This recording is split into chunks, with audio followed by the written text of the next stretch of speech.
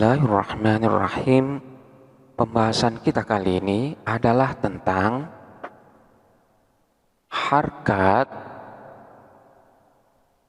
aridhah.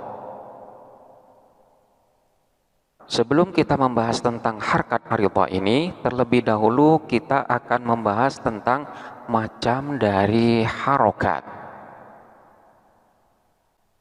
Termasuk di dalam pembagian harkat, di sini harkat itu ada dua.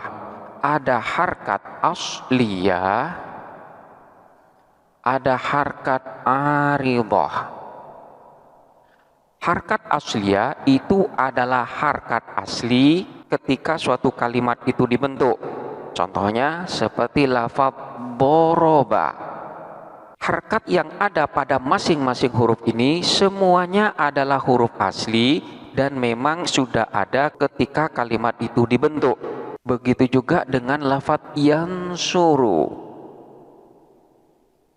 Semua harkat yang ada pada lafaz yansuru ini adalah merupakan harkat asli dan bukan merupakan harkat yang ada karena sebab. Beda halnya dengan harkat aridhah.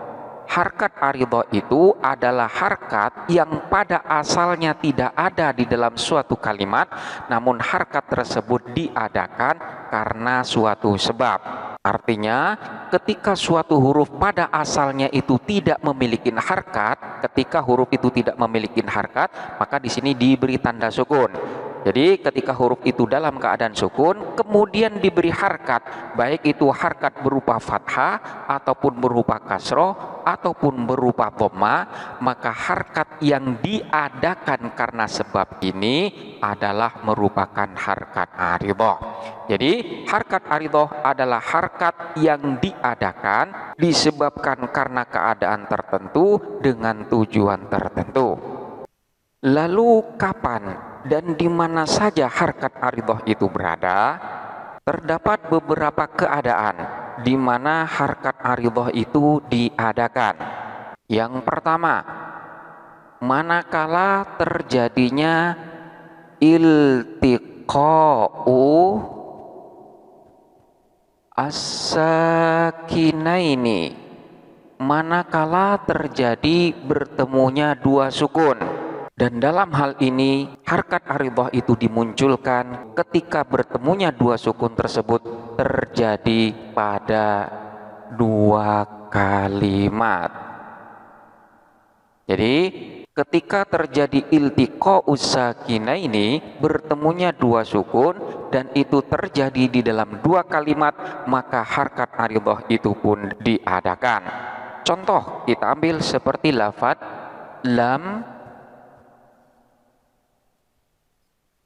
yakun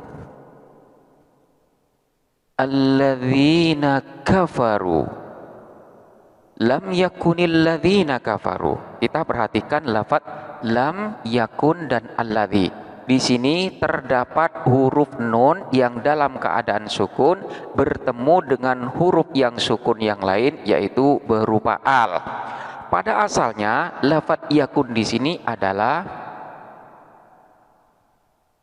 lam yakun, di mana pada asalnya di sini yakunu. Huruf nun di sini disukunkan karena dalam keadaan jazm yang dimasukin oleh amil jazm lam, sehingga yang asalnya yakunu berubah menjadi yakun. Selanjutnya di sini bertemu dua huruf yang sukun. Karena bertemunya dua sukun ini terjadi di dalam satu kalimat, di mana salah satunya adalah berupa huruf ilat, maka huruf ilat inilah yang dibuang untuk menghindari bertemunya dua huruf yang sukun. Sehingga lam yakun berubah menjadi lam yakun. Selanjutnya setelah huruf ilat waw ini dibuang, maka di sini tetap bertemu dua sukun, yaitu sukunnya nun dan sukunnya al. Karena ini terjadi di dalam dua kalimat, maka huruf yang pertama yang sukun ini pun harus diberi harkat untuk menghindari bertemunya dua huruf yang sukun. Dan harkat tersebut adalah harkat kasroh. Harkat kasro yang diadakan inilah yang disebut dengan harkat aridah. Sehingga yang asalnya adalah lam yakun alladzina kafaru, ketika disambung menjadi lam yakunil ladzina kafaru. Kita ambil contoh yang lain seperti lafaz wa asau ar-rasula. Wa asau ar-rasula pada asalnya ini berupa lafaz aso, di mana huruf akhirnya berupa huruf alif.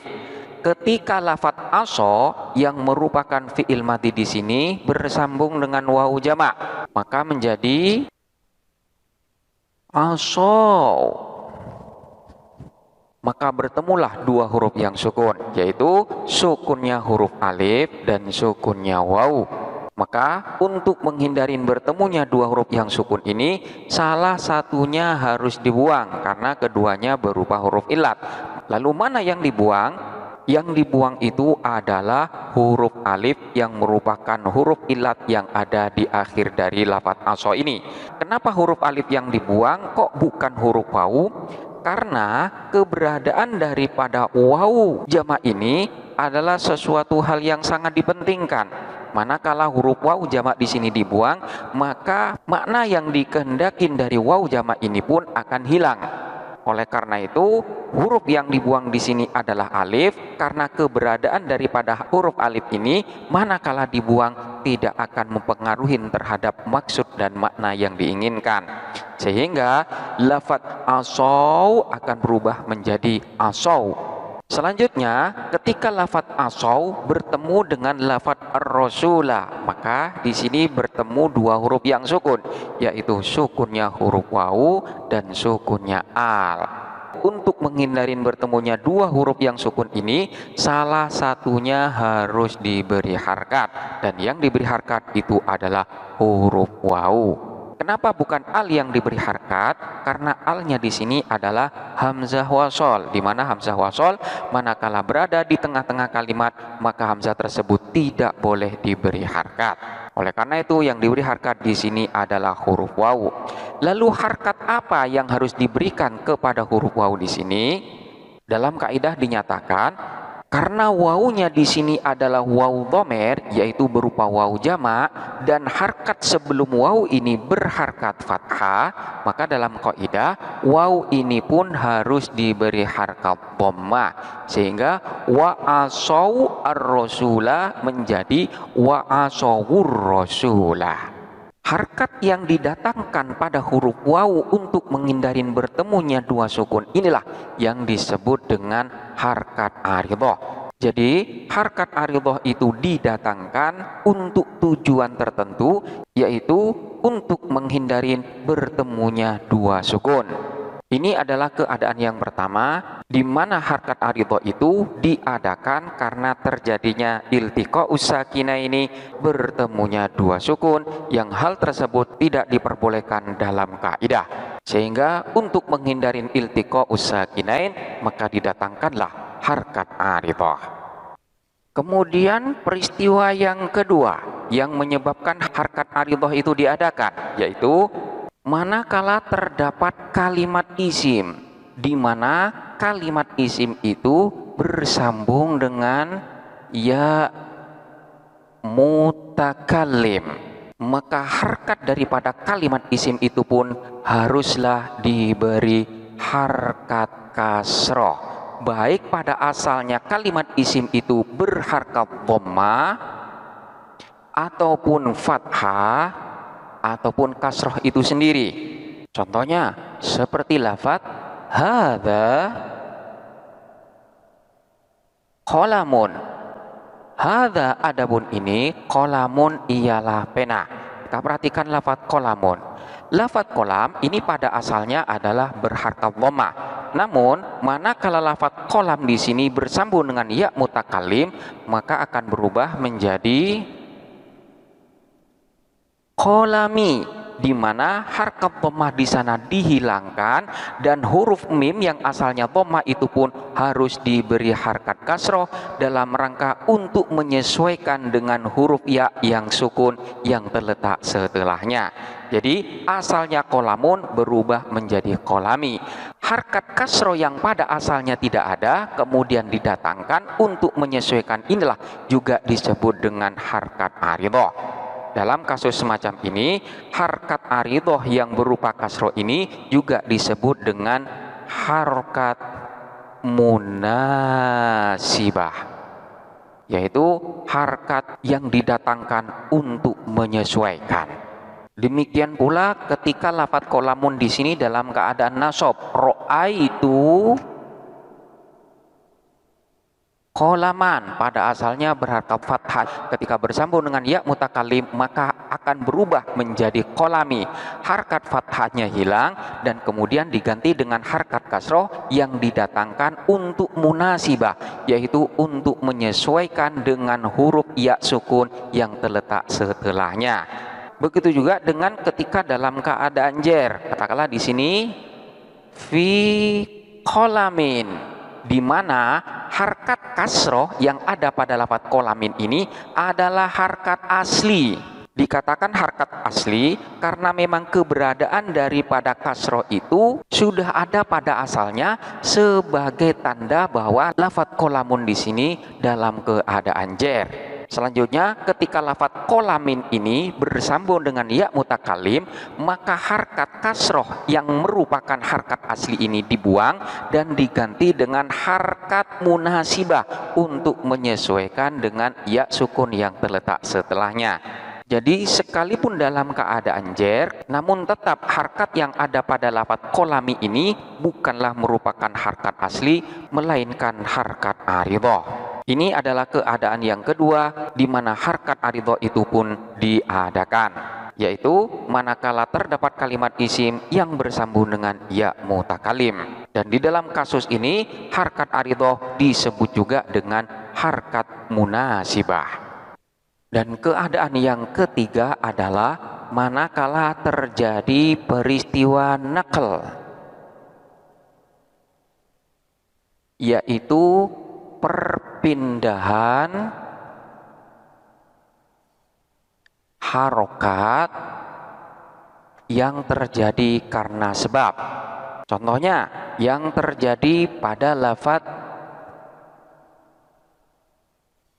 yaqwulu. Lafadz yaqwulu ini adalah bentuk dari fi'il mudhari' dari lafadz qala yang pada asalnya adalah qawala. Lafadz yaqwulu ini mengikuti wazan yaf'ulu, fa'ala yaf'ulu, qawala yaqwulu.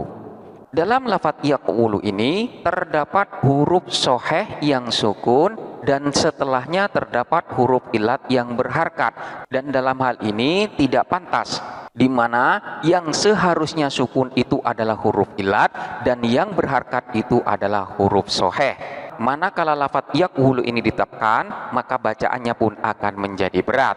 Oleh karena itu, untuk meringankan bacaan haruslah diadakan pertukaran harkat, di mana harkat dhammah yang ada pada huruf waw ini ditukar dengan harkat dari huruf soheh yang ada sebelumnya, sehingga yaqwulu pada akhirnya akan berubah menjadi yaqulu. Di sini kita perhatikan terjadi perpindahan harkat. Pada asalnya huruf qaf di sini tidak memiliki harkat dengan ditandai sukun. Selanjutnya ketika dilakukan proses i'lal, huruf qaf ini bisa memiliki harkat, yaitu berupa harkat dhammah. Karena memang pada asalnya huruf qaf di sini tidak memiliki harkat dan selanjutnya ada harkat, maka harkat ini juga dapat disebut dengan harkat aridhah. Jadi harkat itu diadakan karena suatu sebab. Sekalipun pada asalnya harkat itu sudah ada, namun bukan milik daripada huruf qaf. Begitu juga dengan yang terjadi pada lafadz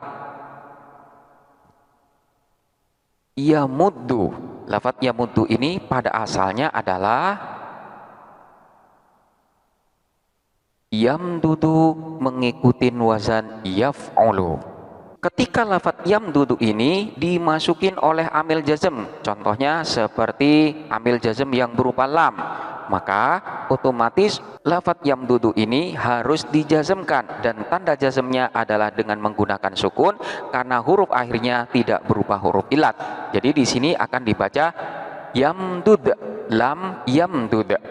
Selanjutnya, karena di sini terdapat dua huruf yang sejenis yang berkumpul di dalam satu kalimat, maka dalam kaidah huruf yang sejenis itu pun wajib untuk dilakukan idgham. Namun syarat daripada idgham, huruf yang pertama di sini harus sukun, sementara huruf yang kedua haruslah berharkat. Sementara pada lafadz lam yamdud di sini huruf yang pertama berharkat, sementara huruf yang kedua sukun. Oleh karena itu, untuk dapat dilakukan proses idgham, maka harus dilakukan penukaran harkat, di mana harkat daripada dal yang pertama ini akan ditukar dengan sukun daripada huruf yang terletak sebelumnya, yaitu sukun dari huruf mim. Sehingga lam yamdud akan berubah menjadi yamud, maka bertemulah dua huruf yang sukun. Karena kedua huruf yang sukun ini sama-sama berupa huruf soheh, bukan berupa huruf ilat, maka salah satunya harus diberi harkat. Dan yang diberi harkat itu adalah huruf yang kedua. Kenapa huruf yang kedua kok bukan huruf yang pertama? Karena untuk dapat dilakukan proses idgham, sebagaimana tadi telah dijelaskan bahwa untuk dapat dilakukan proses idgham, maka huruf yang berharkat haruslah huruf yang kedua, sementara huruf yang pertama haruslah sukun. Lalu harkat apa yang harus didatangkan ini? Harkat tersebut adalah harkat fathah, karena harkat fathah dianggap sebagai harkat yang paling ringan. Dan di sini kita bisa melihat bahwa didatangkannya harkat fathah ini dalam rangka untuk dapat dilakukan proses idgham.